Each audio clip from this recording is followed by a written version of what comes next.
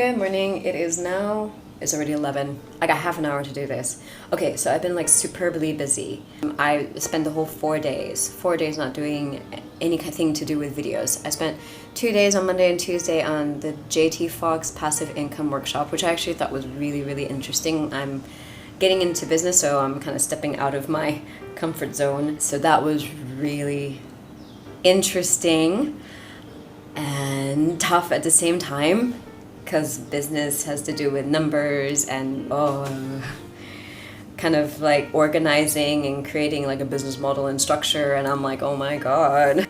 I spent all of my working life as a freelance, so this is something that I just kind of not something I really wanted to think about. I've still been meditating every single day except for yesterday, which was Thursday morning, because I got back home really, really, really late. But apart from that, I've been still doing that, and I still do yoga, but the rest of my week has been really, really busy. If I'm not working in the morning all the way until the evening, and then I go out, then I'm doing other kinds of workshops or meetups. Yesterday I went for a writing meetup. I've been really like exercising my brain. But I've been looking forward to actually sitting down and having a little chat with you. I'm going to make this really, really quick. I'm just going to answer one question. So the only person who asked me a question, Hazel, hi! Do you have any tips for eating out and at social events? In one of the videos I mentioned about eating out. I don't know if I actually uploaded that video as of yet, but there is a story about eating out. Eating out in Malaysia is so easy as if you're a vegetarian or a vegan.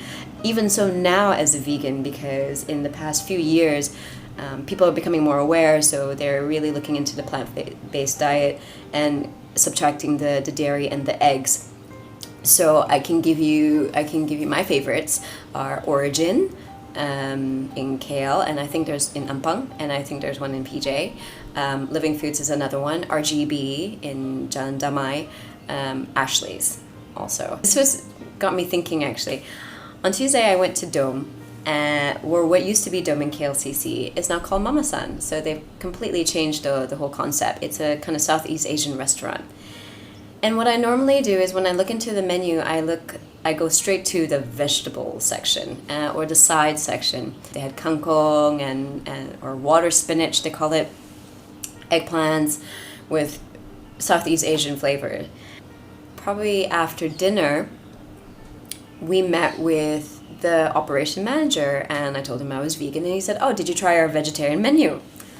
There was a vegetarian menu? And he goes, yeah. I'm like, oh, I didn't even think about asking, because I'm so used to just going there and just looking at the menu. I don't actually ask, do you have a vegetarian menu?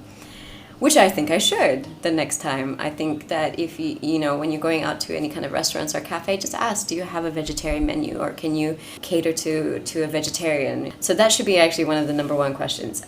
I just don't think. I just kind of like go in and go, okay, what is it that doesn't have any meat done? And I've been lucky that like mostly somebody is going to be by my side to say, she's vegan, no eggs, no fish, no chicken, and so I just keep quiet.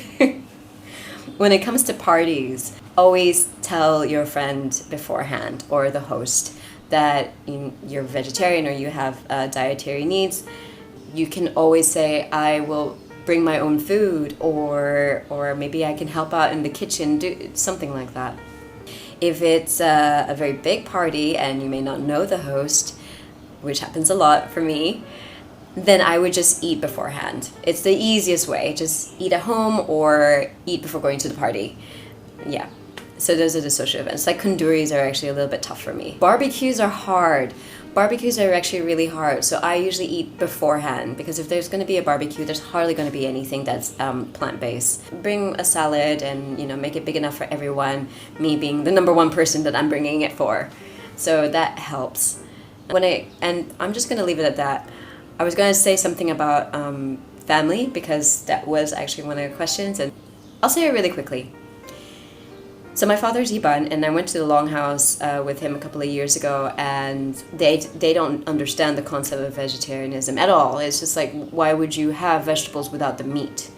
That was a foreign thing. And I also felt really, would I say feel guilty or maybe fed up, or No, I don't, because I totally understand that they don't understand. So when my grand auntie presented me this kangkong dish, but it happened to have fish, I just push it over to the side. I will not cause a fuss or get angry over this. She's 70 years old. She's the last person I'm going to get angry with. But then I kind of, I'll kind of push the meat to my dad when she's not looking. It doesn't bug me. Don't let it bug you. You don't let it overwhelm you or consume you just because, like, oh my god, there's meat in my dish. Say it nicely. If they don't get it, never mind. Just eat what it is. Always, always, always be thankful for the food that is in front of you, because there's a lot of people who don't get that kind of delicious food, and they do it, especially family, they cook for you out of love. They really do. So be grateful. Just push the other stuff away and just be grateful, and that's all you need to do. Right. Okay, so tomorrow, somewhere in between the mercy run and the meditation in the afternoon, I'll have a proper video on something. I haven't actually really thought of it right now. Gotta go, bye.